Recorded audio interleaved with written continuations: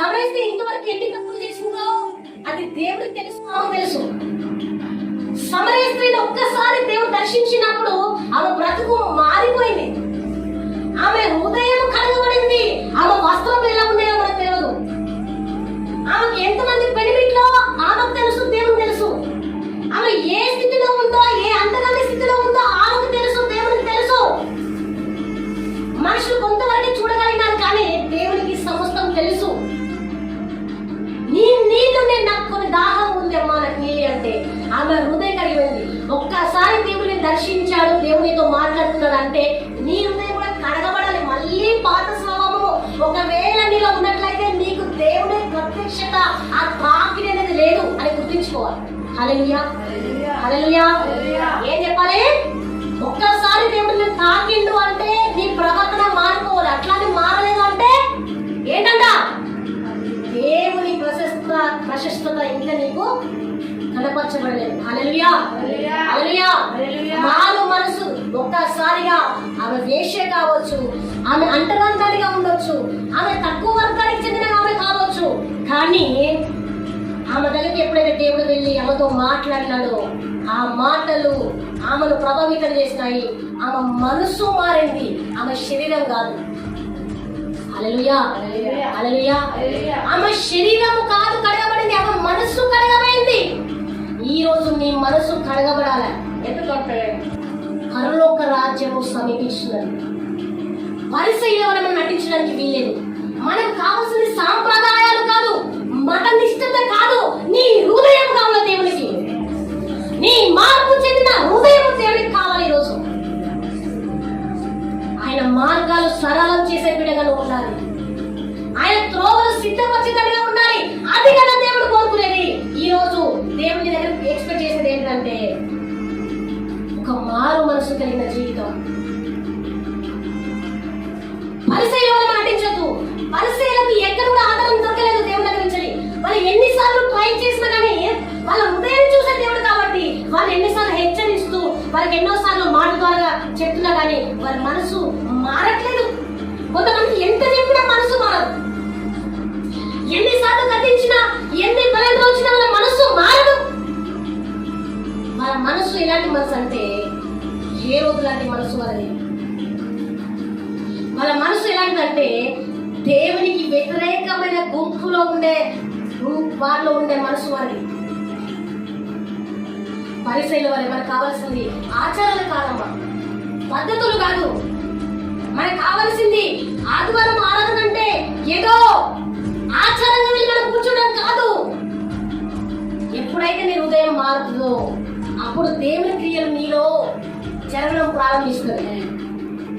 ఎప్పుడైతే నువ్వు నీకున్న బంధకాలని దేవుని నామంలో నలగొట్టుకొని నిష్ఠ కలిగి దేవా నీ కొరకు నేను ఏం చేయాలని ఏ కుళ్ళు కుతంత్రం లేకుండా నువ్వు దేవుని దాంట్లో అందరినీ సమానంగా ప్రేమిస్తూ ఉంటావో అప్పుడు దేవుడు నీ పక్షాన నిలబడతాడు.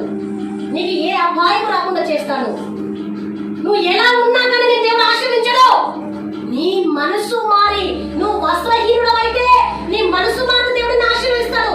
నీ వస్త్రాలు పరిశుద్ధంగా ఉండి నీ మనసు కప్పు కొడితే నీకు ఏ కార్యము జరగదు. చర్చికి వచ్చే వారిలో ఎంతమంది నిజమైన మార్పు కలిగి ఉన్నారు?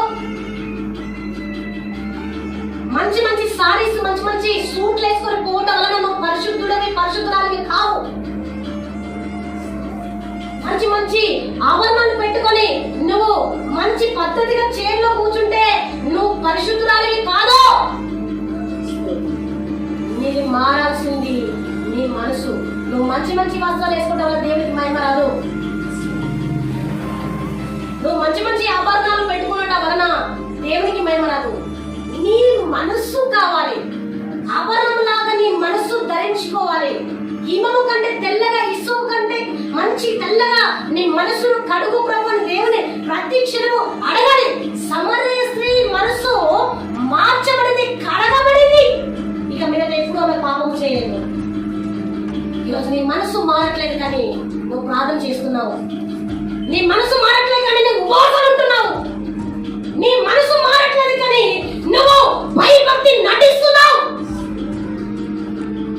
పరలోక రాజ్యము సమీపించిన తీర్పు కాలం రాబోతున్నది. ఇక నువ్వు నటించాల్సిన అవసరం లేదు. పరిసరాలు హెచ్చరించినట్టుగా దేవుడు హెచ్చరిస్తున్నాడు ఈరోజు. నేను క్రైస్తవురాలువే కానీ నీలో ఆ లక్షణాలు లేవు. చర్చిలో కనిపిస్తున్నాయి కానీ బయట కనిపించట్లేదు బిడ్డ. నీ దేవుడు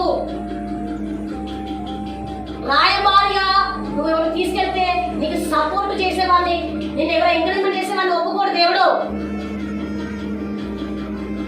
సమరయ స్త్రీ మనసు మార్చబడింది. ఒక్కసారి దేవుడు మాట్లాడగానే ఆమె బ్రతుకంతా మార్చబడింది.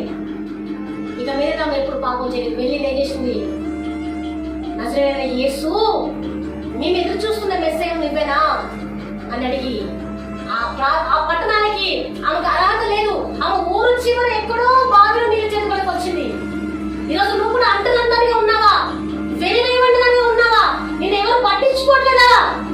నీకు ఎవ్వరు కూడా ఆ మార్గం అంటే నిన్ను వెలివేసిన స్థితిలో నువ్వు ఉన్నావా? అయితే ఆ రోజు సమరయ స్త్రీకి ఊర్లోకి వెళ్ళడానికి పర్మిషన్ దేవుడు ఇచ్చినాడు. ఆ ప్రజలతో మాట్లాడడానికి దేవుడు ధైర్యాన్ని ఇచ్చినాడు. ఆమెకు ఉన్న కట్లు, ఆ బంధకమైన కట్లు తెంపివేసినాడు. ఆమె ధైర్యంగా ఊర్లోకి వెళ్ళి ఏం చెప్తుందట?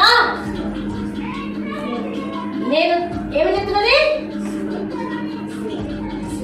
నా హృదయంలో ఉన్న నా జీవితంలో కలిగిన ప్రతి ఒక్క విషయాన్ని చెప్తున్నా. ఒకడు ఆ బావి దగ్గర ఉన్నాడు. హల్లెలూయా.